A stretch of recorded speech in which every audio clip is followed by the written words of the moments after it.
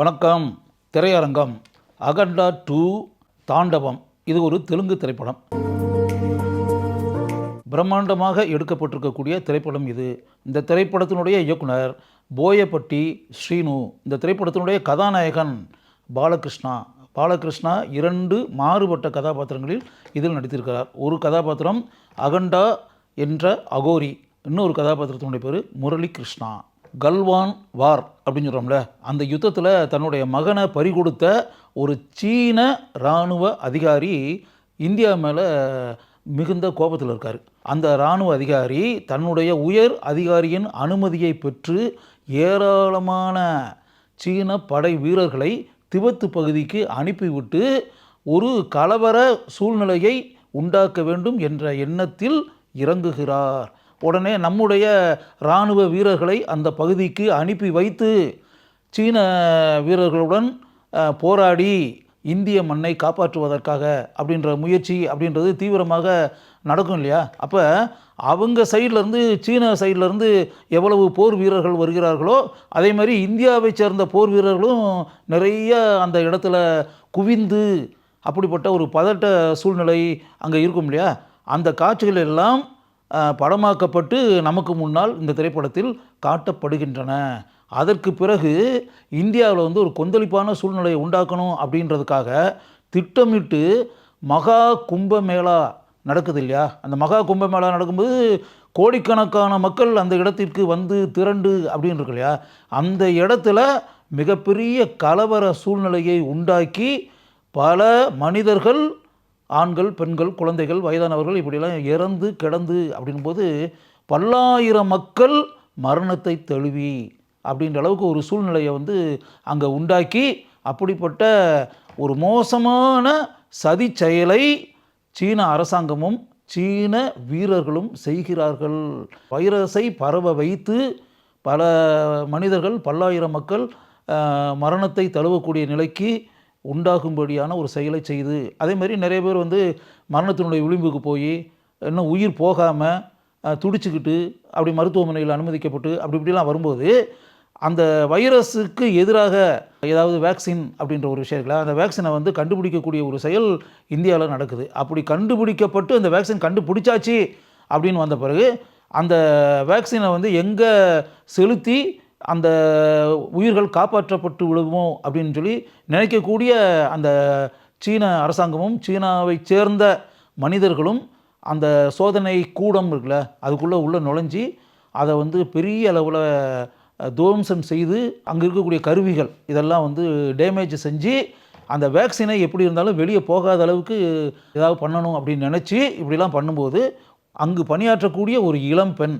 அந்த பெண் அந்த வேக்சினை எடுத்துக்கிட்டு அங்கேருந்து எஸ்கேப் ஆகி மலைப்பகுதிகளில் பனி படர்ந்திருக்கக்கூடிய பகுதிகளில் அந்த பகுதியில் உயிரை துச்சமென நினைத்து அவள் இப்படி போகிறான்னு உடனே பின்னாடி அவளை விரட்டிக்கிட்டு சேசிங் அப்படி அதை தப்பிச்சு ஒரே ஒரு சோலவாக ஒரு இளம்பெண் அந்த போர் வீரர்கள்ட்டையும் அந்த அயோக்கியர்கள்ட்ட இருந்தும் அந்த சமூக விரோத சக்திகள்கிட்ட தப்பிச்சு ஓடுறதுன்னா சாதாரண விஷயமா?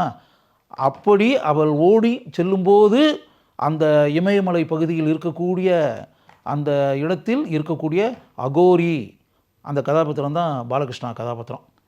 அவர் எப்படி அந்த அயோக்கியர்களுக்கு எதிராக சண்டையிட்டு இந்த இளம்பெண்ணை காப்பாற்றி அந்த இளம்பெண் அந்த இடத்துல தப்பிச்சு போய் அந்த வேக்சினை மருத்துவமனைக்கு கொண்டு சென்று அங்கு அனுமதிக்கப்பட்டிருக்கக்கூடிய மக்களுக்கு அந்த வேக்சினை செலுத்தி அவர்கள் அந்த மரணத்தினுடைய விளிம்பிலிருந்து வெளியேறி இப்படிப்பட்ட நல்ல செயல்கள் நடைபெறுவதற்கு அந்த ஆன்மீக சக்தி கொண்ட அந்த அகோரி எந்த அளவிற்கு உதவியாக இருக்கிறார் அப்படின்றத படத்தில் காட்சிகளாக நமக்கு முன்னால் காட்டி இருக்கிறார்கள். இது ஒரு புறம் இருக்க, ஊரில் இருக்கக்கூடிய முரளி கிருஷ்ணா என்ற இன்னொரு பாலகிருஷ்ணா கதாபாத்திரம் இருக்குல்ல, அந்த கதாபாத்திரம் அவருடைய மக தான் அந்த பொண்ணு, இந்த இளம்பெண். அவர் அநீதிக்கு எதிராக எந்த அளவிற்கு போராடி கொண்டிருக்கிறார் தான் இருக்கக்கூடிய இடத்தில் அப்படின்றதெல்லாம் படத்தில் காட்சிகளாக காமிச்சிருக்காங்க. இந்த அகோரி கதாபாத்திரத்தில் வரக்கூடிய அகண்டா, அந்த பாலகிருஷ்ணா கதாபாத்திரம் இருக்குல்ல, அது ஆன்மீகம் கலந்து கிட்டத்தட்ட ஒரு சிவ பக்தர் அப்படின்ற மாதிரி படத்தில் காட்டப்பட்டு சிவனுடைய பெருமைகளை எந்த அளவிற்கு மக்களுக்கு கூற வேண்டுமோ, கிட்டத்தட்ட சிவனுடைய அவதாரம், சிவனுடைய சீடன், சிவனுடைய இன்னொரு வடிவம் அப்படின்ற பேட்டர்ன்லேயே கொண்டு வந்து அதை மிகப்பெரிய அளவில் ஃபோக்கஸ் செய்யப்பட்டு அந்த ஆன்மீக கருத்துக்கள் இருக்குல்ல, அதை மக்களுடைய உள்ளங்களில் ஆழமாக பதிகிற அளவுக்கு அவரை வச்சு படம் முழுக்க பிகினிங்லேருந்து கிளைமேக்ஸ் வரை அந்த காரியத்தை பண்ணியிருக்காங்க. ஆன்மீகம் சம்பந்தப்பட்ட காட்சிகள், அதுலேயும் படம் ஃபுல்லாகவே ப்ரீச்சிங்ஸ்னே சொல்லலாம், அது பிரச்சாரம் அப்படின்னே சொல்லலாம்.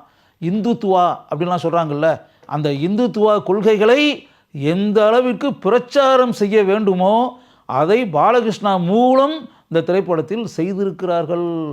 சனாதன கொள்கை அப்படின்னு ஒன்று இருக்கு இல்லையா, படத்திலே அது வருது, வசனங்களில் நிறைய இடங்களில் வருது, சனாதன தர்மம் சனாதன தர்மம்னு சொல்லி. சனாதன தர்மம் இங்கு நிலைநிறுத்தப்பட வேண்டும், சனாதன தர்மம் என்பது எவ்வளவு உயர்ந்தது அப்படின்றது மாதிரியெல்லாம் பாலகிருஷ்ணா மூலம் கூற வைத்திருக்கிறார்கள், பேச வைத்திருக்கிறார்கள். எந்த அளவிற்கு சத்தமாக கூச்சலிட்டு உரத்த குரலில் கூற வேண்டுமோ அதை உரத்த குரலில் படம் முழுக்க பிரச்சாரம் செய்கிறார் பாலகிருஷ்ணா. முரளிகிருஷ்ணா அப்படின்ற கதாபாத்திரத்தில் வரக்கூடிய பாலகிருஷ்ணா மென்மையாக நடித்திருக்கிறார்.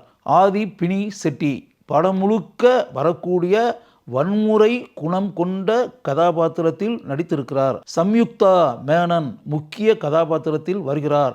அவர் வரக்கூடிய காட்சிகளில் அவருடைய திறமையை நம்மால் நன்கு உணர முடிகிறது. வேக்சினை பலவித போராட்டங்களுக்கு பிறகு கொண்டு சென்று மக்களுக்கு பயன்பட வைக்கும் ஜனனி என்ற அந்த இளம் பெண் கதாபாத்திரத்தில் நடித்திருக்கக்கூடிய நடிகையின் பெயர் ஹர்ஷாலி மல்ஹோத்ரா. இளமை தாண்டவமாடக்கூடிய தோற்றத்தை கொண்டிருக்கக்கூடிய அழகு தேவதை, அழகாக இருக்கிறார். மிக சிறப்பாக தான் வரக்கூடிய காட்சிகளில் தன்னுடைய திறமையை வெளிப்படுத்தி நம்முடைய பாராட்டுக்களை படம் முழுக்க இவர் பெறுகிறார். அகோரா பாபு என்ற கதாபாத்திரத்தில் ஜகபதி பாபு தன்னுடைய ஆழமான நடிப்பு திறமையை பதித்திருக்கிறார்.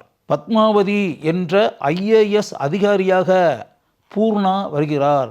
ஷங்காய் ஷெல்ட்ரிம், சாஸ்வதா சட்டர்ஜி, கபீர் சிங் எந்த அளவிற்கு வேண்டுமானாலும் அட்டூழிய செயல்களை செய்யலாம் என்ற கொடூர மனம் படைத்த இந்த கதாபாத்திரங்களில் இந்த 3 பேரும் தங்களுடைய திறமைகளை நன்கு நாம் உணரக்கூடிய அளவிற்கு வெளிப்படுத்தி இருக்கிறார்கள். படத்தில் முக்கிய கதாபாத்திரத்தில் ஒய்ஜி மகேந்திரன் வருகிறார். தான் வரக்கூடிய கதாபாத்திரத்திற்கு தன்னுடைய தனித்துவ நடிப்பை வெளிப்படுத்தி பெருமையை சேர்த்திருக்கிறார் ஒய்ஜி மகேந்திரன். எஸ் தமன் இவர்தான் இந்த திரைப்படத்தினுடைய இசையமைப்பாளர். படம் முழுக்க தமனின் இசை ஆட்சியை நம்மால் உணர முடிகிறது. தம்மி ராஜு இவர்தான் இந்த திரைப்படத்தினுடைய படத்தொகுப்பாளர். சி ராம் பிரசாத், சட்டோஸ் டெடேக் இவர்கள் இருவரும் இந்த திரைப்படத்திற்கு ஒளிப்பதிவாளர்களாக பணியாற்றி இருக்கிறார்கள். ஆன்மீக பின்னணியில் இந்த ஆக்ஷன் திரைப்படத்தை போயபட்டி ஸ்ரீனு சிறப்பாக இயக்கியிருக்கிறார். எனினும் இந்துத்துவ கொள்கைகளை மிகவும் அதிகமாக வலியுறுத்துகிறார் என்பதையும், சனாதன கொள்கைகளுக்கு மிகவும் முக்கியத்துவத்தை இந்த திரைப்படத்தில் அவர் தந்திருக்கிறார் என்பதையும் படத்தை பார்க்கும்போது நம்மால் உணர முடிகிறது. பாலகிருஷ்ணா மிகவும் அருமையாக நடித்திருக்கக்கூடிய, ஆன்மீக பின்னணியில் எடுக்கப்பட்டிருக்கக்கூடிய ஒரு பிரம்மாண்டமான ஆக்ஷன் திரைப்படத்தை பார்க்க வேண்டும் என்று நினைத்தீர்கள் என்றால் ஒரு முறை அகண்டா 2 தாண்டவம் என்ற இந்த திரைப்படத்தை பார்க்கலாம்.